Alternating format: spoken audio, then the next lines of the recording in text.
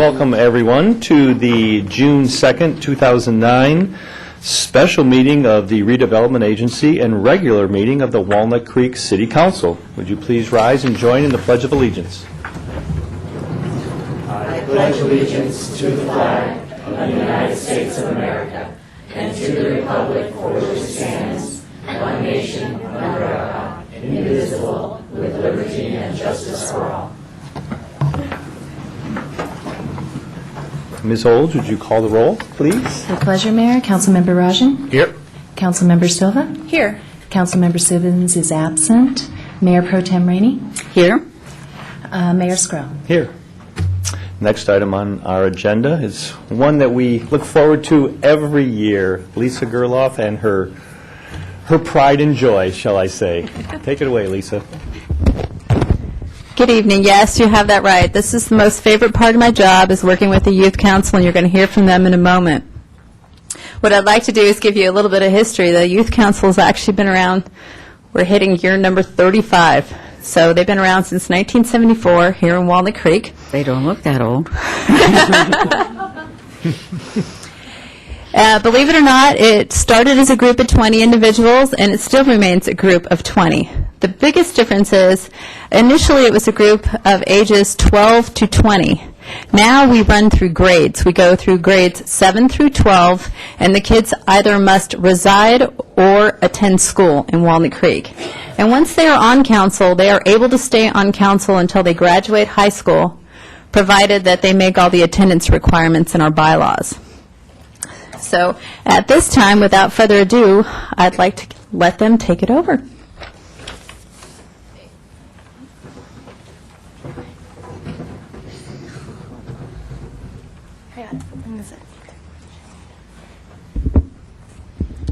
Good evening, Mayor, City Council, City staff, and the public.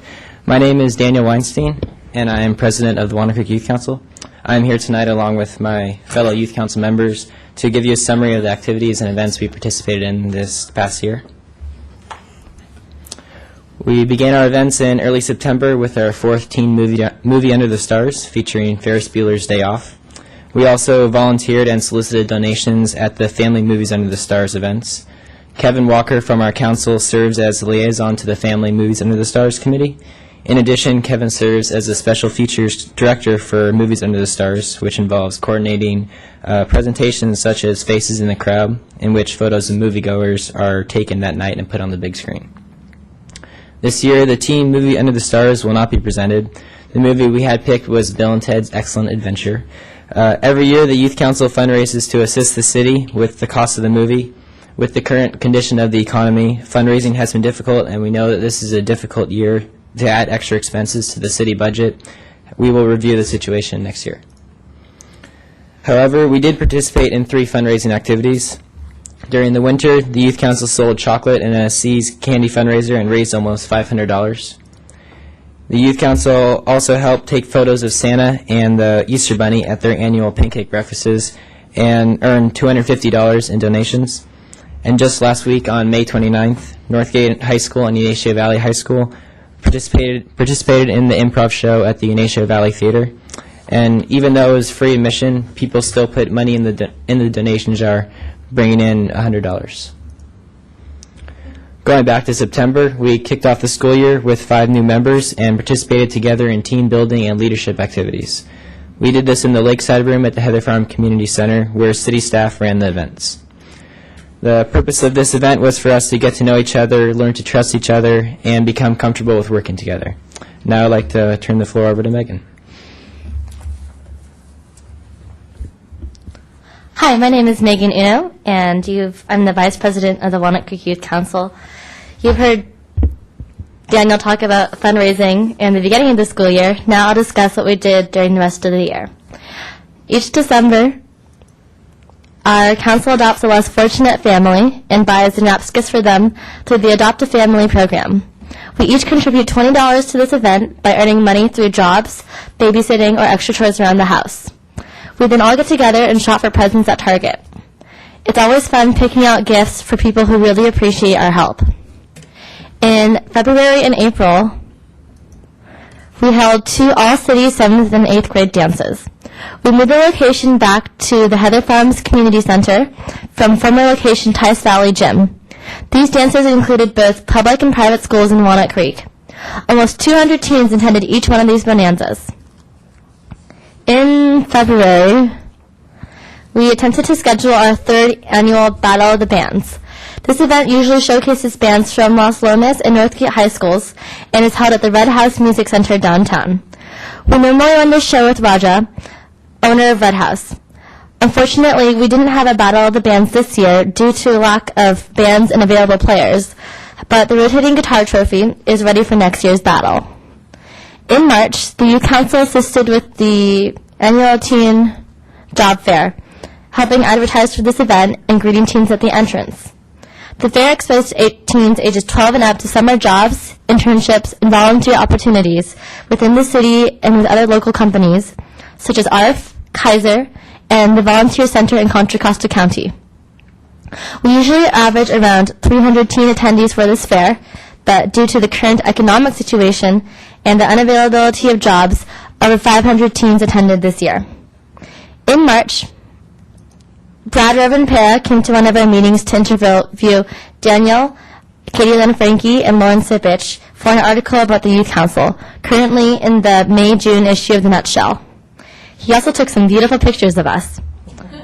Most of us remember Brad from the city tour he gave us when we were little.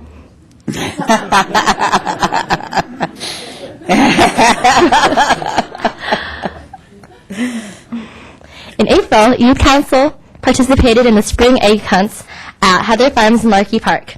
We took pictures with the spring bunny and scattered thousands of toy-filled plastic eggs and candy over the field for eager children to devour. Over 40 Northgate teens from the National Honor Society and California Scholarship Federation clubs volunteered at the events as well. Now I'd like to turn the floor back over to Daniel.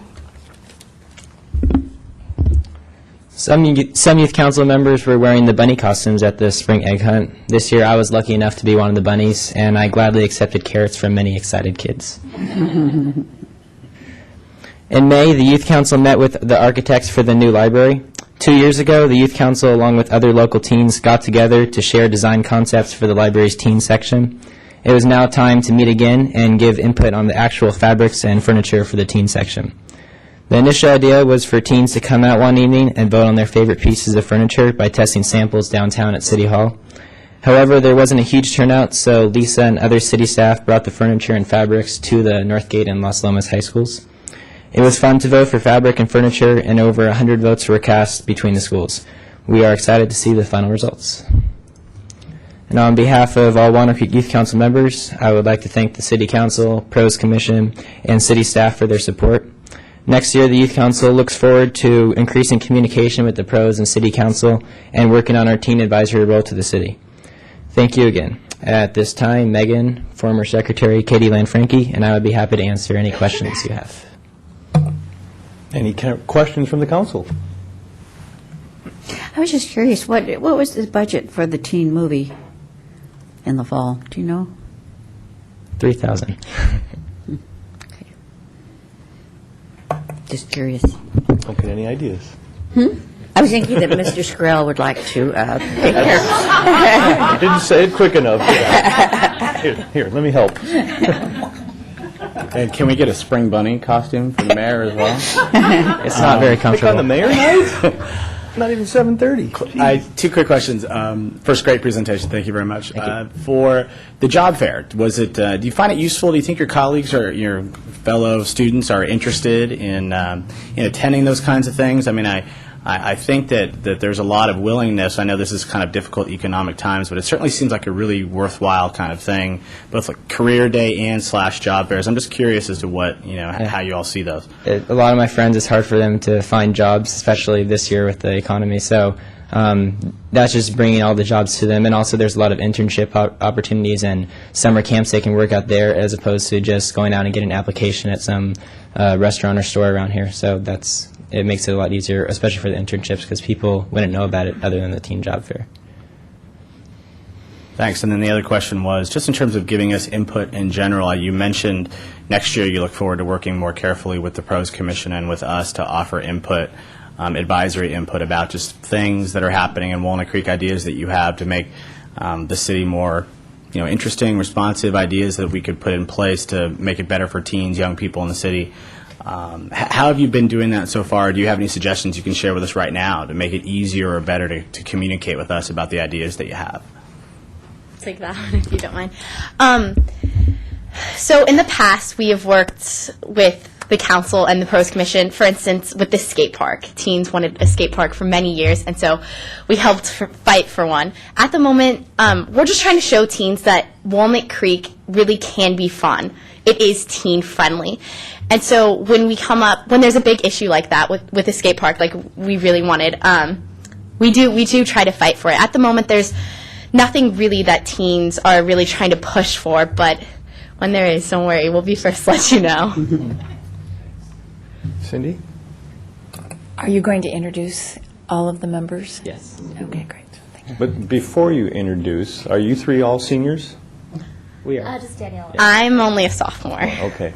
If you can share with us, what have you gained most out of being on the youth council? And I think it's very important that you do articulate that for those that are behind you and for those that may be watching and listening. And what is the real value you're getting out of the youth council? I know the city's receiving tremendous value as you've integrated into our community, but can you share some of your positive experiences? My favorite thing about being on the Walnut Creek Youth Council is that we really have a say in the community. We really are the teen voice, and our opinion really does matter. For instance, like I said, the skate park earlier, we also got to play a big part in designing the teen section at the library, which was enormous amounts of fun because then many years later we got to see how it turned out. And I'm so excited to see when the library is actually built because I'll know that that was me. That was some of my ideas that were in there, and I just You'll be there for the opening. Exactly. I'm so excited for that. I just love being a part of the community. Megan or Daniel, any thoughts? Well, unfortunately, I won't be living in Walnut Creek at that point. I'll be in college, so I can't see the new library, but I'll definitely come back and visit it. Personally, for me, when I first started on the youth council 4 years ago, I was really soft-spoken. It allowed me to express my opinion more, but on a broader scale, I really like seeing how all the things that I knew went on in the city, the skate park, movies under the stars, middle school dances, we have a direct impact on that, and it's, the back scenes of that, it's really exciting to see how everything comes together and to know that we're a part of it. Thank you. Yeah, and for me as well, I think the Youth Council has really served as an inspiration for my future plans. I plan to go into law, so getting a glimpse at municipal government has really helped me to understand the purpose of what we do here. Especially, I've also interned in Moraga, and compared to Walnut Creek, I feel here you guys really reach out to the youth here and really let us make a difference in what we want to do. And I think that's really important because it really helps a lot of other teens understand that they're important and build self-esteem and leadership. So it's really great what you guys do here in terms of letting us express our opinions and contribute. So. Thank you. And even, no question, law is a noble career, but did you ever think of engineering? Sorry. Say no. No. Enough. Any other questions from the council? Could we have the introductions, please? Each youth council member will say their name, their grade, their school, and how long they've been on youth council. And for the seniors that are graduating this year, they can throw in what school they're going to next year. I guess I'll start. I'm Daniel Weinstein. This is my 4th year on youth council. I go to Northgate High School. I was president this year, and next year I'll be going to UC Davis. Go ahead first. You go first. Okay. I'm Katie Lynn Frankie. I'm a sophomore at Los Lomas High School, and this is my 4th year on council as well. I'm Megan Uno. I'm a senior at Los Lomas High School. This is my 4th and last year in council, and I'll be attending Yale University next fall. Wow, congratulations. Hi, I'm Jeannie Tran. I'm a sophomore in Los Lomas, and this is my 1st year on council. Hi, I'm Becca Pearl. I have been on the council for 2 years, and I'm a sophomore at Los Lomas. Hi, I'm Lauren Sipich. I currently attend Los Lomas High School. This is my 5th year on council, and I will be going to UC Davis next year. Hi, I'm Evan Stackpole. I am a junior at Northgate High School, and this has been my 5th year on council. Hi, I'm Savannah Louie. I'm a freshman at Las Lomas, and this is my third year on council. Hi, I'm Katie Rupchich. I'm an 8th grader at Foothill, and this is my 2nd year on council. Hello, my name's Kevin Choi. I'm a sophomore at Las Lomas, and this is my 1st year.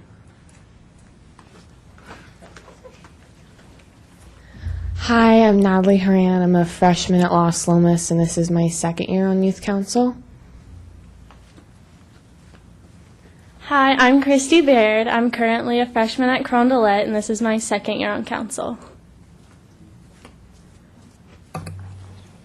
And just again, thank you for letting us come in and talk about everything we did this year. Thank you. Thank you. Thank you.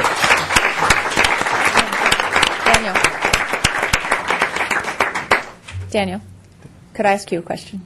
Yes. Now that you've all introduced yourselves, how many youth council members will be graduating this year? 6. So there will be 6 openings Yes. on youth council next year. Yep. And how do interested students apply? There'll be applications available that you can pick up at Heather Farms, but also people can hear about it it'll be on the announcements at Las Lomas and Northgate High Schools, and also Foothill and WCI middle schools. It'll probably be in the Walnut Creek Journal.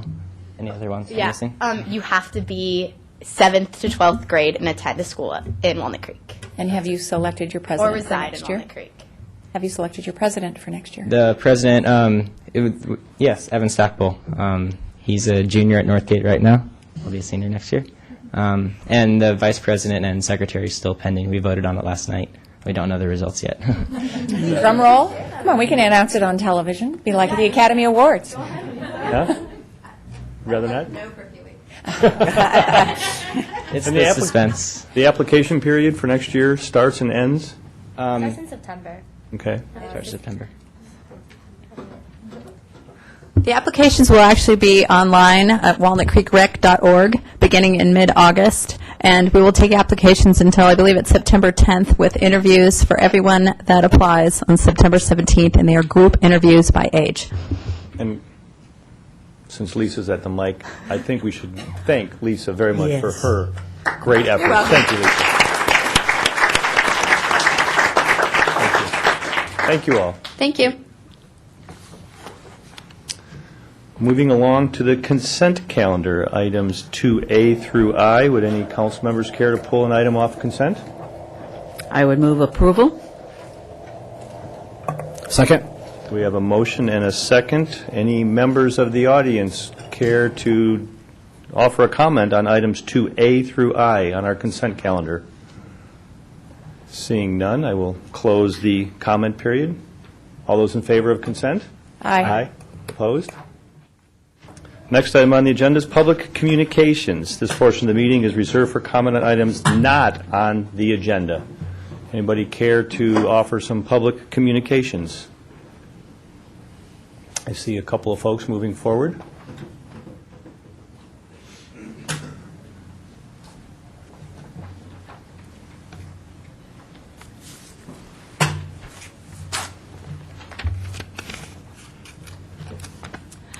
Good evening. My name is Tammy Wertz. Oh, here, and I'm a little short, too. I am a 17-year resident of Walnut Creek and a mother of 2 boys, a 3rd grader and a kindergartner. And I just wanted to speak just for a couple moments on the school crossing guard situation. I was here last year when it was cut from the budget, and we are so thankful that you found a way to fund the program through this past year. It's been such a blessing to have the crossing guards out there and knowing that our kids are safe when crossing without a parent. So I know that you are working on your budget. It's still getting finalized, and I want to request that you really strongly consider that this stay in the budget or get added back, as the case may be. There's so many good things that come of this. The health and wellness of the children, getting them out, getting them moving, encouraging them to walk walk to school, to ride their bikes. This, the impact of this is also taking more cars off the streets. And so lessening congestion when kids are walking and parents aren't driving, one or two in cars all the time. So that's very important. The safety issue of the kids crossing without that guardian. Some of the areas impacted in my neighborhood, which is the Buena Vista Elementary neighborhood, there are several areas where the morning commuters will use Buena Vista as a bypass around the freeway, and so it really could endanger the children if those areas are left unsupervised. Because the drivers don't always pay attention, especially when the kids are only so high, and the kids we're trying to instill confidence in them, that they know that they can get out and they can walk, and just giving them a little bit of freedom to try to take new steps toward independence. It's really important. So some of those are issues that we hope you keep in mind. One thing I pulled together from the off the internet on the Walnut Creek Police Department strategic plan dated January 25th, 2008. Under Section 6 on page 41, it says, service will continue to be the hallmark of the Walnut Creek Police, but cost and limited personnel will dictate those services that are retained and those that are eliminated. The goal will be to meet the needs of the community and to prioritize those needs to ensure core and essential services are provided, and specifically efforts that don't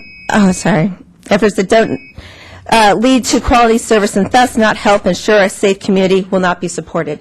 It does ensure a safe community. I hope you keep it. Thank you very much. Thank you for your comments. Next speaker, please. Good evening. My name is Brad Kofed, and I'm addressing you tonight as I'm the chairman of a grassroots organization called Yes for Walnut Creek. And it's not on the agenda this evening, but as a grassroots organization, it's essential to take every opportunity to let people know what's going on in Walnut Creek. The out-of-state company, Taubman, continues to spread lies. As I drove here this evening in front of Safeway, there was a petitioner.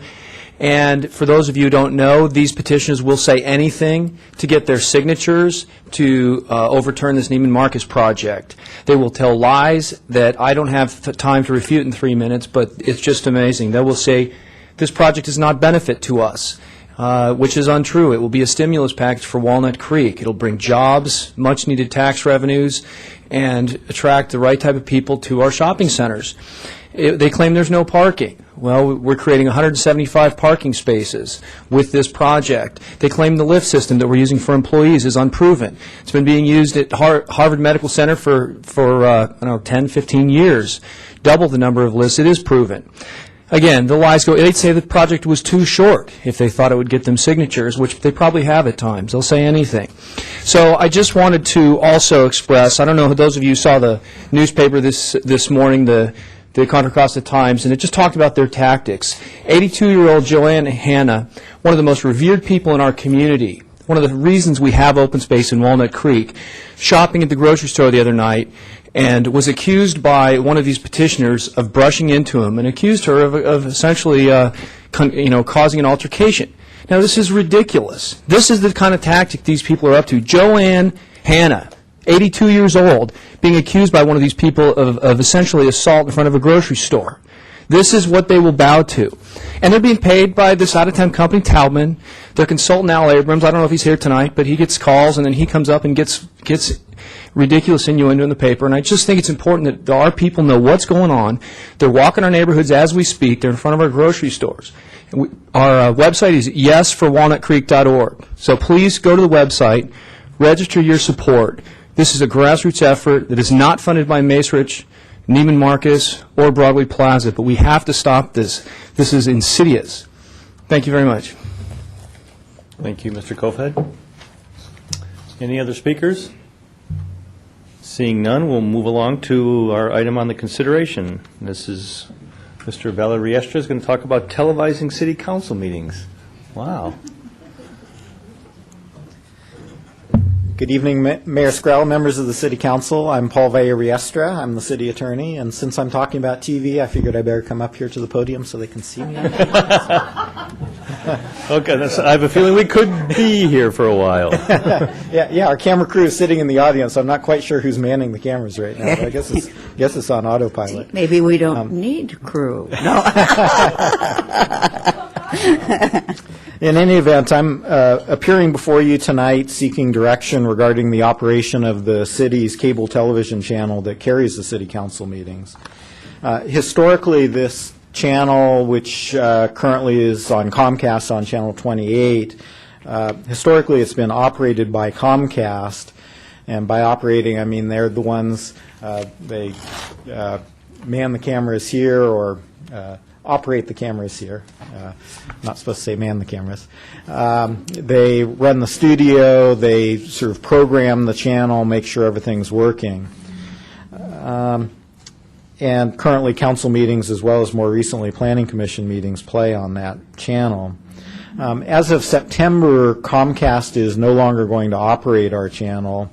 As a part of our most recent franchise agreement, they were not willing to continue to do so, and so they're turning over the operations to the city. They are providing funding to the city in order to do that. AT&T and Astound have also been providing funding to the city. So we actually do have fairly substantial assets that we can devote to this. The monies are all earmarked for this particular purpose, so they can't be used for any purpose other than operation of our channel and buying equipment for the channel. Ultimately, in the long term, what staff was planning on proposing was for it to be a city-only channel operated just within the city. Ultimately, we'd probably use the funds and recommend hiring probably just one staff member in order to operate the channel, purchasing some equipment in order to do it. And there's really lots of exciting things that we can do with it in terms of promoting a lot of the things that go on downtown, doing a lot of things out at the leisure center, integrating it with arts education program so that we can have a lot of kids learning the technology and producing their own shows. And getting a lot of that content on the air, and also looking beyond cable television as a delivery to start expanding our use of the internet for streaming video. However, we held off on doing that type of plan. First of all, just given the state of the economy, we weren't sure that it would appear appropriate to start a brand new large program. I mean, even though the funds are earmarked for this and we can't really spend it for anything else. We were a little concerned about the appearance.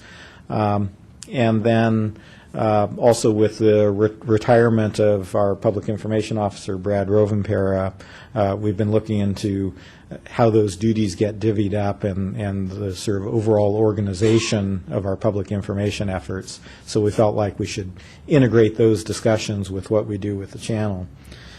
As an interim type arrangement, we did negotiate an agreement with the county as well as several of the other cities, Pleasant Hill, Martinez, Clayton, and perhaps Moraga, to jointly run a shared channel so that on that channel all of our respective council meetings would play on that channel. There would also be a bulletin board system that would show, which consists of text messages that would include community events from all around the county. And we were figuring we'd probably do that for at least a couple of years while we were developing a more long-term plan. And so basically that was going to be my pretty straightforward proposal, and that's what's in the staff report. And my life would have been easy, and then our friend behind the camera is Matt Bullender, made my life more complicated because he came in and he's looking for new career opportunities, and he's been here with the city, I don't know, 15 years or so behind the cameras.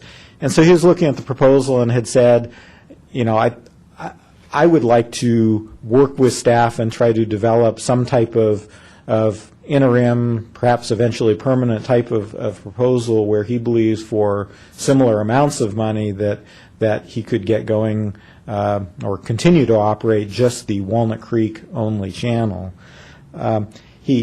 Since this is a new sort of thing, he hasn't had a chance to really develop a detailed proposal. He did want to address the council for about 5 minutes this evening to just share a little bit about what he has in mind conceptually. I was a little torn because we could have postponed this thing completely, but we have some time constraints from the county where they really need to hear an answer from us soon. And so I figured I'd still bring it to the council for the council to either decide, okay, we really need to go forward with sort of the easier solution of the county handling the shared channel for a while. But if the council was interested in exploring the concept a little bit more with Matt, then I'd appreciate getting that direction instead from the council, and we can work with Matt a little bit and come back in July with something a little bit more specific. And so I guess with that and with the council's indulgence, I'd like Matt to come up for a few minutes. He's been behind those cameras for 15 years and has probably been gearing up forever to... Before we let Matt go, is there any questions from the council to Mr. Villarreal, if I said that right? Any questions of Paul? I have a quick one. So just so I understand the mechanics of the dollars that are available, it seems you framed the choices that we can make a decision now to go with the collaborative effort with the county, other cities, or we could hold off on that and consider something that's more Walnut Creek specific. I just want to understand the time deadline that we might have for the dollars. How much time do we have to actually make that choice? Well, Comcast has been actually a little bit vague in terms of exactly when they were going to pull the plug, but they've said essentially in September sometime.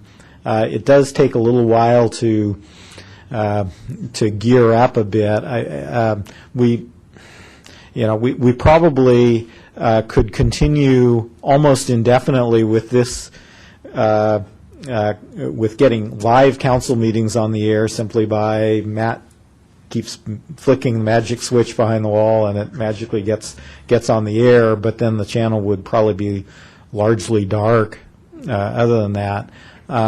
So we don't have much time. We actually haven't gone to any of the other cities. I mean, I'm the first one that's brought it to City Council, and we've been... It's always difficult to get multiple agencies together to do things. We're trying to get them all to do it in June, although some of them are going to do it in early July. So we could, it's probably not too late in late July, but I know they're going to get very annoyed at me if I say we may not do it, and then I come back in the end of July and say we want to be a part of it. If I could jump in here, Kish, what we're asking, do you need an absolute decision tonight to move forward if we were going to go ahead with these other cities and the county? No, I don't. I mean, if you were inclined to go in that direction, I'd prefer to have you just say, yes, we're going to go in that direction and end it. But I certainly don't expect you to say tonight, yes, Matt, what you're saying is perfect, we're going to go in that direction. I think the choice is either we go with the county or we hold off for a little while in making that decision to develop this concept a little bit more. Sorry, so then I guess that you spurred a thought, which is, so if we said, yes, we want to go with the county, but if none of the other cities does, is that even a real option? Well, there's always that possibility. At a staff level, they believe that their councils will go forward, but you never know. You have staff. You never know what we're going to do. Exactly. Cindy?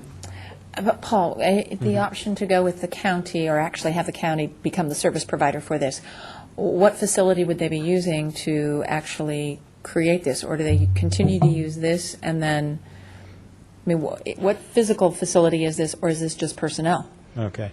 The physical facility with the county, they currently have their own channel, CCTV, which is programmed full-time. They would hire an additional staff person as well as playback equipment and some bulletin board equipment. They actually wouldn't be having an operator with the cameras. With Matt, we have a current contract with him to just operate the cameras. There's a little technology that has to be figured out of exactly how to get the live council programming onto this shared channel. that we need to work through with Comcast, but it shouldn't be difficult. So the physical presence would, for the most part, be at CCTV in Martinez. So this is really the costs that are proposed here, which for 5 years, including the upfront, is about $125,000. For Walnut Creek only, correct. That doesn't really cover too much in terms of technology, hardware or software. It's really all personnel related. It's partly it's the technology of buying playback equipment, a server that you can put a bunch of discs into and program, and partly it's a physical piece of equipment that's a bulletin board system, that a keyboard that you type things into. And currently, because we're through Comcast, those in the community that have Astound or now AT&T, Uverse, I guess it's called, are not able to watch either our council meetings or our planning commission meetings. Is that correct? With Astound, they do. They are able to see the live council meetings, but that's essentially all that they see on the channel.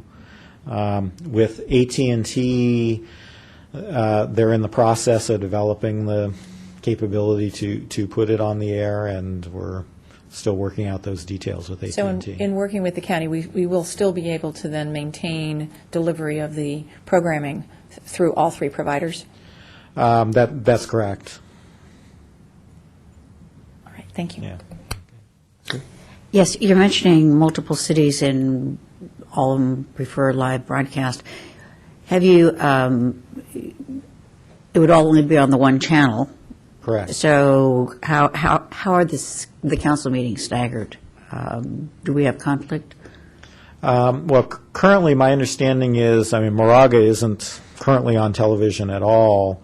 Their council meetings are Monday or Wednesday? Wednesday. Don't you have some first-hand experience? It used to be on Monday, and then they canceled it for Monday Night Football. How's that? So I think they switched from Monday to Wednesday. But currently they aren't televised. They're considering the idea. With the other communities, I don't believe any of them are live. I think they all are on tape. Oh, okay. Right. So so there wouldn't be any conflict with our Tuesday night meetings. I thought Pleasant Hill met on the same night we do. Right, but they're not live now. But they aren't live. They just record it and they play it back on a different night. I don't know if Matt may even know all the different nights the meetings are on. Any other questions? No, I'd be interested. Yeah, Matt thinks it's Wednesday. That's night what I for would Pleasant Hill. Probably right. Paul, you mentioned that money has been earmarked, or there is money earmarked, and understanding the staff report, just so everybody in the audience knows, if they haven't read the staff report, the way I read that there is currently $2.2 million in the piggy bank for PEG. That's correct. I've been squirreling it away for a while. And we still, between Astound, AT&T, and Comcast, it generates another $220,000 per year. That's correct. So, and this is for public education and government programming. That's correct. So it has to be used for those purposes. In tough budget times. Can you give us a 30-second description of what can and can't be used for PEG programming? Okay. I'm guessing we could do all sorts of wonderful things if we had a channel dedicated to Walnut Creek. Right. That's a lead-in question. But. Yeah. Well, I know Matt has some ideas around that as well. And with that acronym PEG, it stands for Public Education and Governmental Programming. Public programming, it's kind of the First Amendment soapbox where anybody can produce programming. We actually don't have very much of that going on right now in the community. Government is essentially any programming that we choose to put on the air.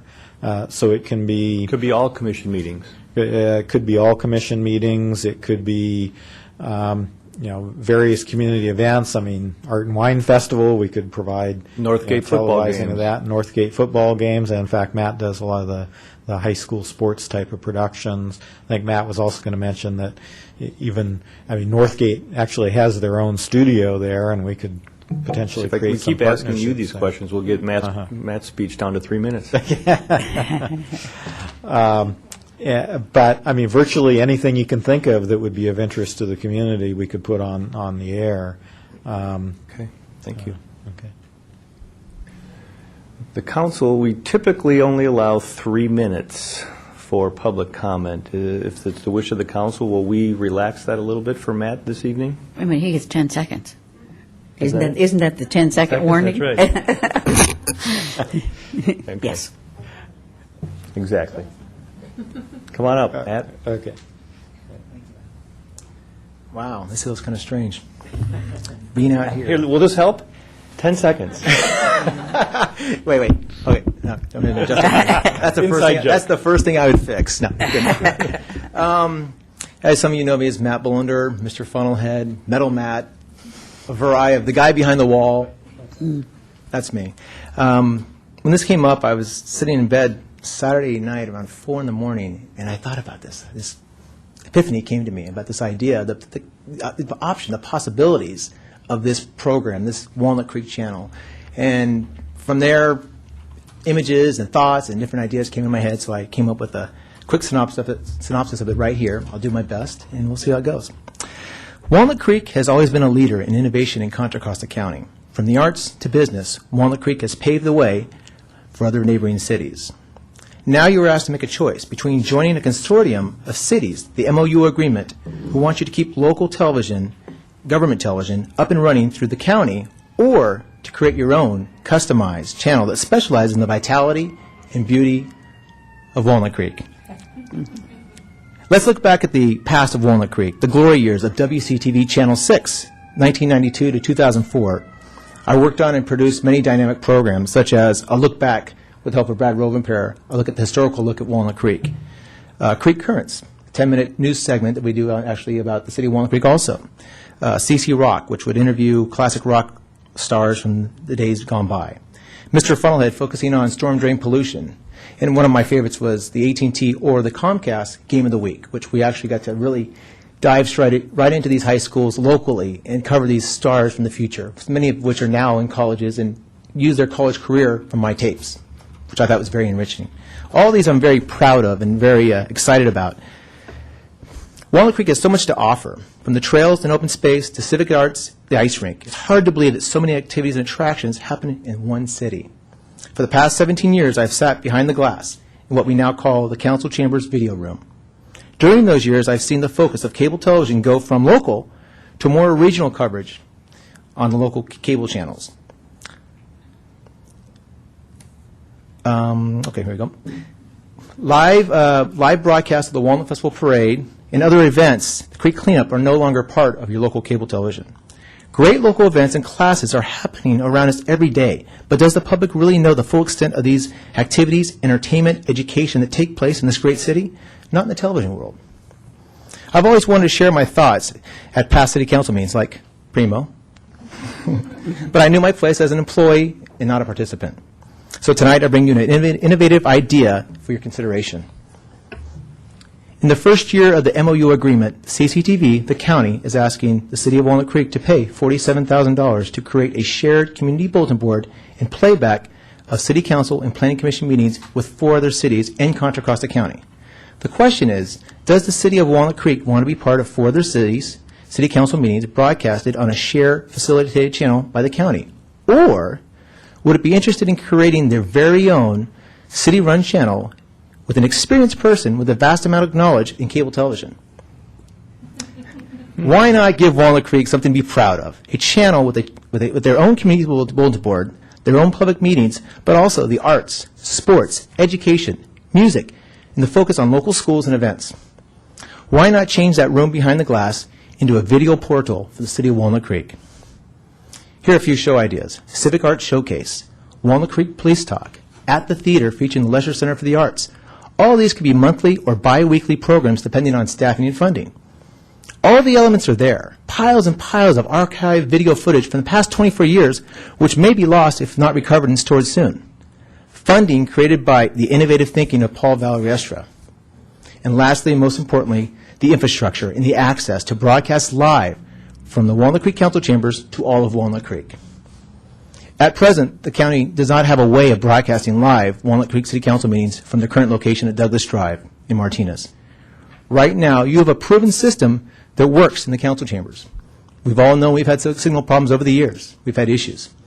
It's kind of could be another problem down the road. We don't know. Everything Walnut Creek needs is right behind that door. All you have to do is open it and put a capable television person like myself in place. I have worked in cable television for over 20 years and have experience at your disposal.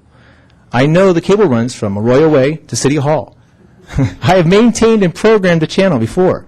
I have a working relationship with Comcast, Astound, and soon AT&T. So what do? No other city in the MOU has this opportunity at present. The infrastructure and capabilities to broadcast straight from City Hall and the operational fees made possible by your agreement with Astound create and maintain a city channel. When I mentioned the idea of a Walnut Creek TV channel to John Campapiano, the athletic director at Northgate High School, he was ecstatic with enthusiasm.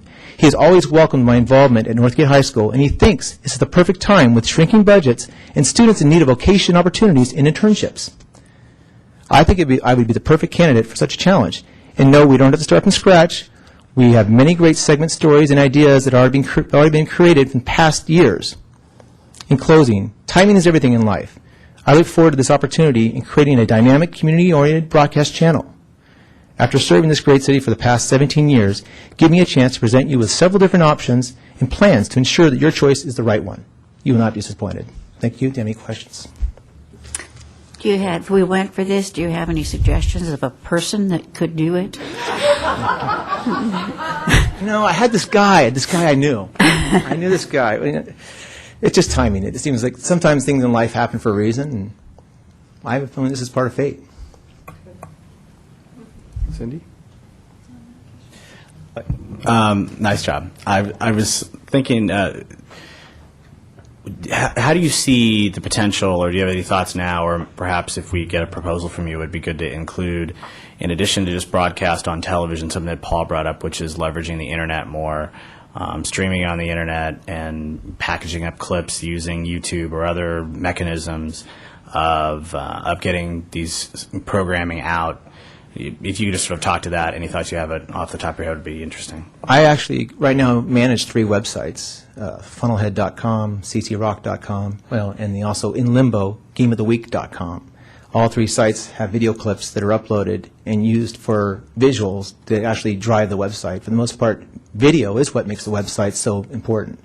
MPEG files that are converted and transferred down to smaller sizes that are capable to put on a server and actually work at very nice speeds. These days, let's face it, internet service is so fast. It's the way. It is the way. Do we have, based on your knowledge of the infrastructure we have in place now, is that easily doable, implementable, or do you think it would add a whole other layer of cost to execute on that over the web?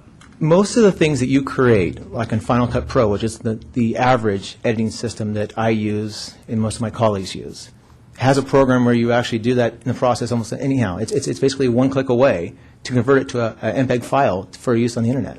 It's very simple. Thanks. You talked a couple of times that everything we need is right behind that door. But one of the things we lost in 2004 was coverage of games of the week at the local high school. Is it just behind that door, or is there something that has to be at those high school football fields?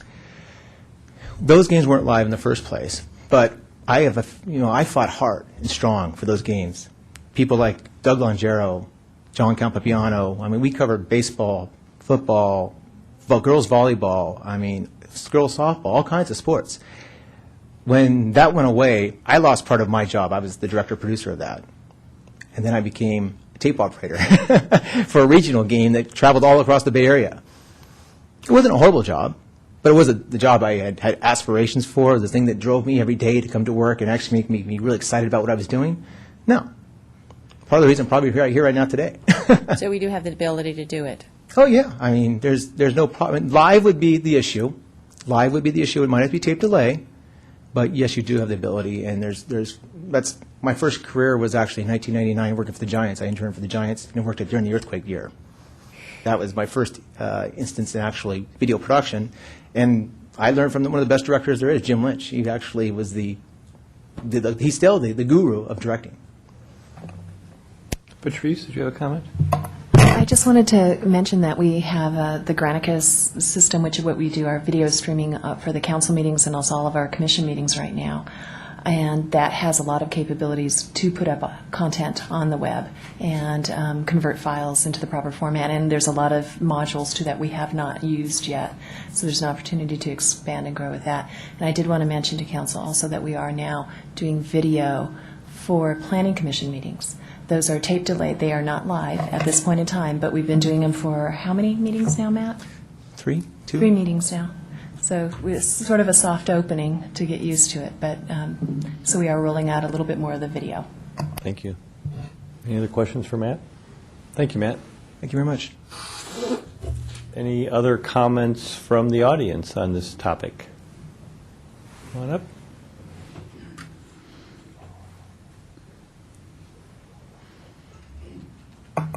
Is this guy Matt's agent? Yeah. Okay.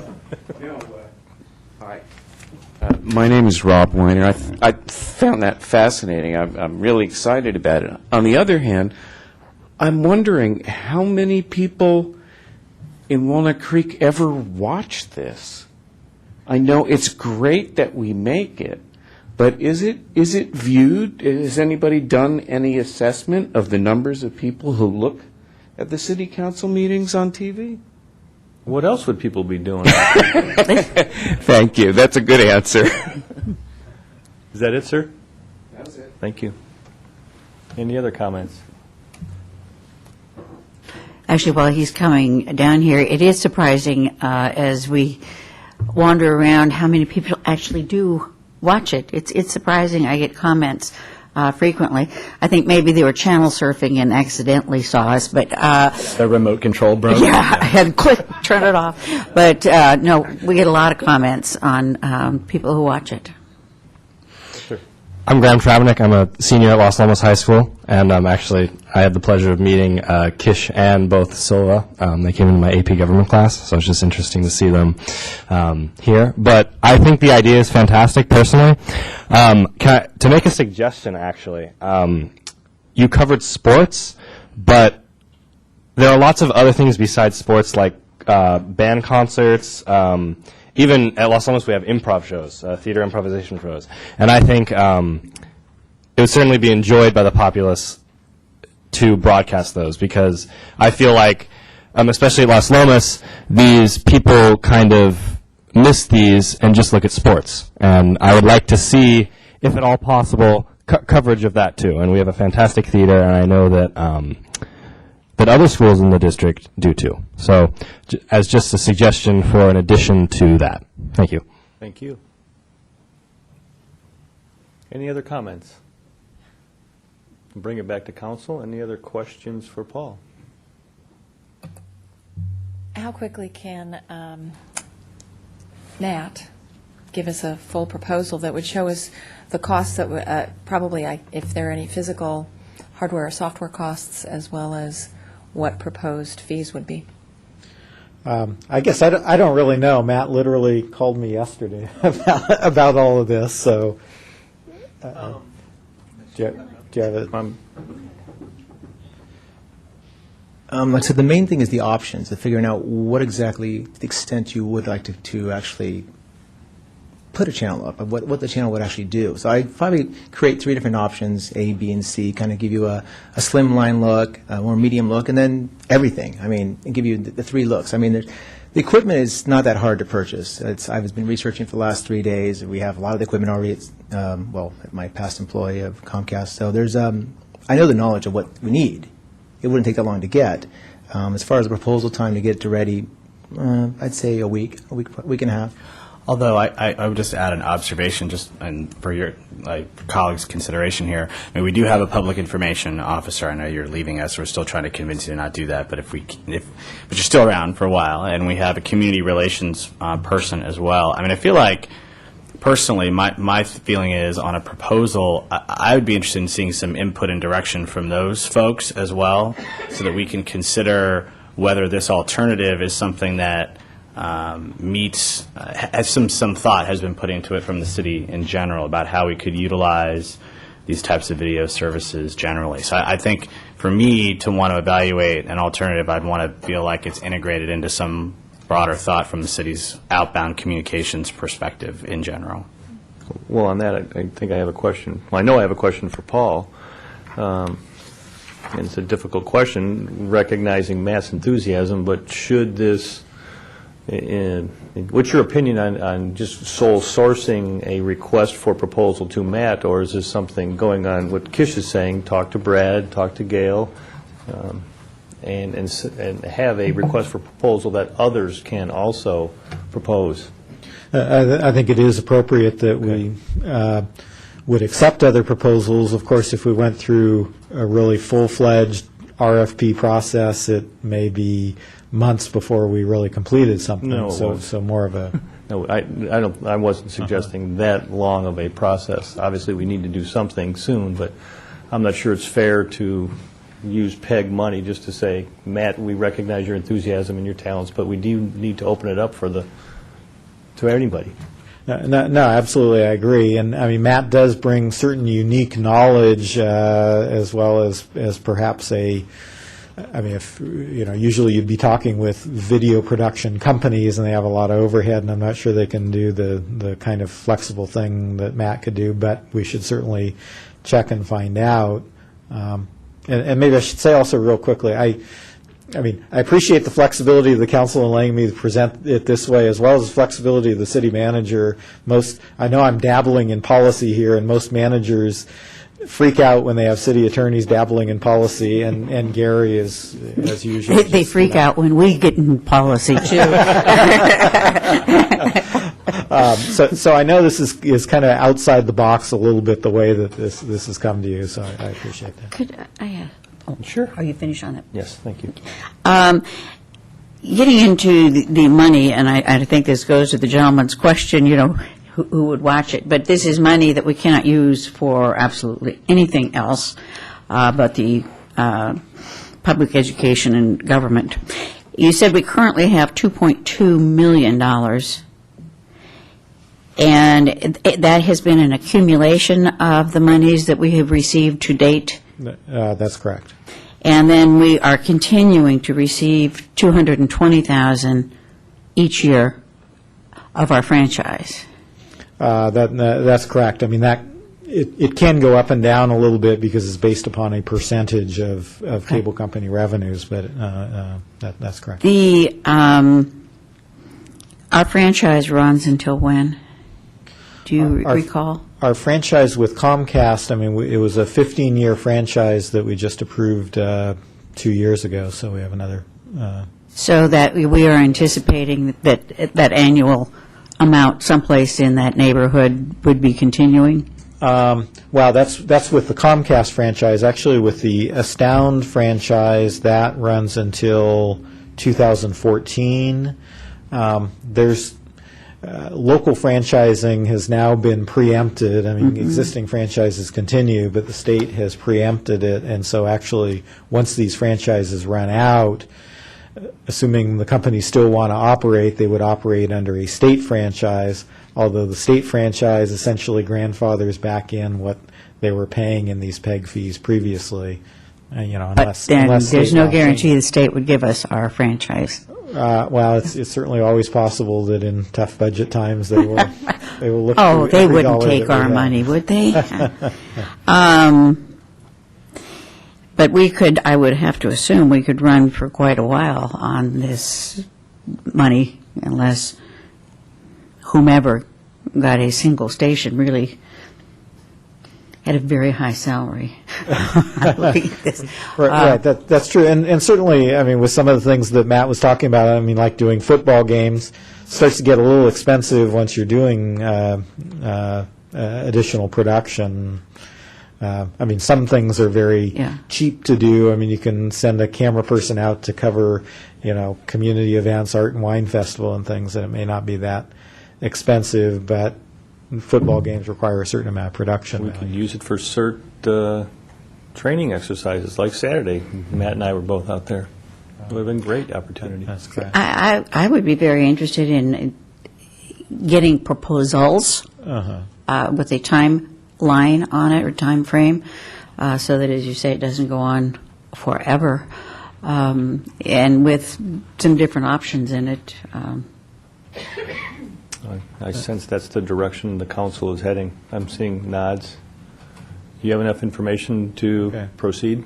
Sure, and just to answer the gentleman's question, I mean, it's always a good question of how much viewership there is. We actually did do a survey a few years ago that showed about 60% of people tune in at least once a month to the community access channel. Doesn't mean they necessarily regularly watch it.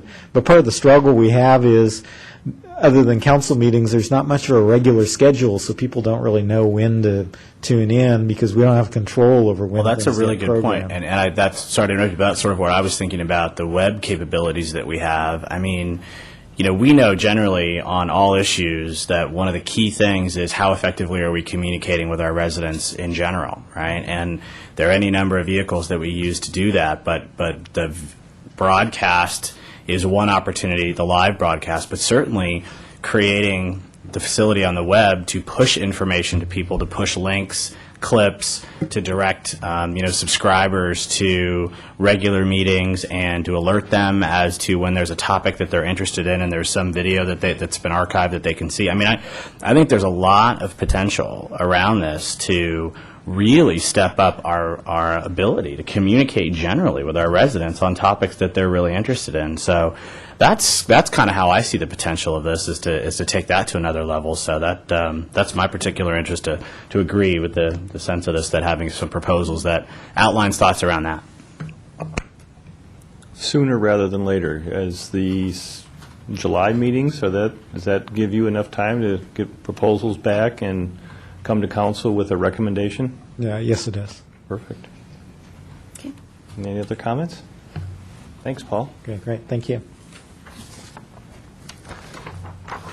I can't believe it. We're already to council member and staff announcements or brief reports on activities, and it's just after 8 o'clock. Yeah, but wait till you hear our reports. Gary? Kish? Sure, I've got a couple. No, it's going to be quite fast. So let's see. So yesterday we had a really successful meeting. I think a perfect candidate for something that would have been wonderful to televise or broadcast in some way, and that was a meeting of the special parking committee that you ultimately, Mr. Mayor, asked for and asked that myself and then with Mayor Pro Tem Rainey that we've taken on. We had a really, I think, useful and successful session yesterday with residents and business stakeholders and other interested parties in the community. A couple of dozen folks where we got together yesterday after our morning, had a really, really insightful and really informative presentation from Jeff Tumlin, who's a principal at the Nelson Nygaard consulting firm, who their firm had done a study of our downtown parking and done a really thoughtful and thorough assessment of where we are, and had made a number of the study made a number of recommendations that Jeff highlighted and discussed with us in a really informative way. It was very thought-provoking, very informative, in telling us that we have tremendous parking supply downtown. We also have tremendous parking demand downtown, and that there are clear opportunities for improvement about how we match our supply and demand and improve the parking and getting around town experience in Walnut Creek. It spurred a lot then of great discussion in breakout sessions, identified some really interesting common themes about what are the challenges, what are potential solutions, and I think has given us a lot of momentum to go forward from that and come back with additional thoughts and strategies on how we can make positive and constructive improvement on this topic. It was, as you can tell, I'm really excited. It was a very productive session that we'll be building on, so that was good from yesterday. Then two other quick things. Let's see, on Saturday. On Saturday, we'll be opening there is the opening of a new farmers market in town. It's up at the Shadelands at Saturday morning at 9 a.m. You know, we have a very successful, just a great farmers market that we have on Sundays now that's on Locust Street downtown. This will be an additional one on Saturdays up at the Shadelands, and their grand opening is on Saturday at 9 a.m. I think it's at North Wiggett and Mitchell, at a corner there in a parking lot. So that'll be fun. Another great option sort of on the other side of town for folks Have any to come. council members that might be there? I'm going to be there hopefully if the other folks can come, it would be great. But it should be a nice addition to the landscape up there. So that'll be fun. And then lastly, I'm sure others will talk about the Art and Wine Festival. But I'll be pouring wine there myself on Sunday at 10:30. Pouring wine into yourself Well, or for others? You know, it'll be unusual for me to be pouring so much for others, but I'm going to try to get used to it. So that'll happen between 10:30 and 1 for me. But the Art and Wine Festival, of course, is all weekend. I will be there Saturday from 1:30 to 4:30. Nice. All right. That's all. Nice. Cindy? Saturday from 10:30 to 1:30. 10:30 in the morning, pouring wine. I know. Chardonnay with USC cornflakes. Oh, yeah, that's true. That's right. Fight on. Anything else, Cindy? I was going to mention that the Library Foundation, together with Mechanics Bank, is sponsoring a children's family festival Sunday afternoon, June 14th from 2 to 5 in the Mechanics Bank parking lot. It's called Story Magic. And get your tickets. It's very inexpensive afternoon, but the featured author is children's author, and why am I blanking on it? Somebody. Gary? No? Oh, Robert Sansucci. And then there's a magician as well as a puppet show, The Pirates of Penn's Aunt. Gary, you want to go now, or should I go? Go ahead. Actually, I'm going to make mine very short because it occurred to me. I want to inform the folks about the fantastic earthquake response drill our CERT folks had at Larky Park. But I look at it as council member and staff announcements. And Gail, would you mind coming forward, because you are so proud. We are so proud of you, and you're so proud of your CERT folks. So come on up and tell the entire city about the great drill that you had on Saturday. And I'm going to get in trouble for this, but she can, yeah, look at that look. Sorry, Gail. Employee of the year, one of the two employees. It was so realistic. I toured around Larky Park for the better part of the morning, and they had staged injuries throughout the Buena Vista area. They had to go find the folks. They actually had the little hospital set up. They actually had a morgue set up. I mean, it was like the real deal. But Gail, please, take it away. Okay, so I'm Gail Vassar, and I'm the Community Relations Manager for the City of Walnut Creek. And as you know, about 5 years ago, I got an other duty as required, which was doing something about emergency preparedness. The CERT program, which stands for Community Emergency Response Team Program, started in Walnut Creek about 4.5 years ago. We have put more than 900 people through the class, including 250 now in Rossmore alone. And one of the things we've done is we have divided the city up into CERT areas because it's all about community and it's all about giving people the power to do things for themselves. Our motto is helping people help themselves prepare, prevent, and prevail in an event of emergency. So the drill on Saturday, it wasn't me. It was led by Dick DeBay, who is the Buena Vista CERT area leader. One of the lead people in his team is actually here, Paula Costa, who is in the Buena Vista area too. This group of people probably worked for 6 months putting this together. I've never seen such a realistic drill. It's the first time, to my knowledge, in Contra Costa that there was a real hands-on functional CERT drill. We do video, and I'm hoping to put together a film clip with Matt's help to be able to do both for training purposes and to show it sometime in the future. But it's just that I didn't have to do anything. I just kind of, they say lead, follow, or get out of the way. This was my get out of the way. They were the leaders. They put in hundreds of hours of their own time. And these are people who have jobs because they care about their community. And then they inspired other people. Did I say there were 200 people participating? 200 people from throughout, not just their neighborhood. They took the graduates. And I know I was telling you, it's my last thing. I am so proud of them. But, you guys talk about say yes to Walnut Creek. These people said yes for Walnut Creek on Saturday with what they did and what they gave of their time. So thank you for letting me talk about it because it's amazing. It really is. So are you. Thanks. Thank you. That's it. Gary? Yeah, I wanted to build on that positive note. First of all, I want to thank Gail, and I want to thank all of the volunteers, whom she also recognized. This is a fantastic program. But building on that with another positive announcement, I almost forgot, and I apologize. I wanted to tell you that I've made a decision about the Community Development Director. We have had for about the last 6 months Sandy Meyer, who has 23 years of experience with the city in a variety of increasingly responsible positions, starting out in our planning department and then in community development, and then as interim community development director, a title that is a mouthful and that she chews on with some difficulty every time she introduces herself. I've decided to appoint her as our community development director. She brings a wealth of experience to the community, and on top of everything else, she's a resident of Walnut Creek. So we're very pleased and excited about her agreeing to take that position, and looking forward to great things in that area as well. It's an area where we are experiencing, as everybody is in this country, and indeed around the world, some new and interesting challenges as we try to stimulate the economy and keep it vibrant.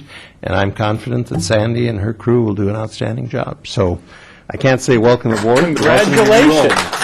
We can say congratulations. And thank you for accepting. And Sue, I'm sorry, I forgot. That's okay. Congratulations. I just was going to announce part of the another innovation for Walnut Creek. In all of our public garages, we are going to, on June 9th at 11:30 in the morning, have sort of a ribbon cutting or cord cutting or whatever it is. We will be one of 3 cities in the entire Bay Area to have a, let's see, what are you going to call it anyway? It's a plug for electric cars. So if you are advanced enough that you have an electric car, you will be able to get it charged in any of our public garages. And in what garage will you be cutting the ribbon at 11:30 on Tuesday? I will be getting electrocuted at 11:30 at the North Locust Garage. That's the one next to the Lusher Center. Should we be plugging in an electric vehicle, and we don't know which one yet? Did you see my outfit? And with that, the meeting is adjourned.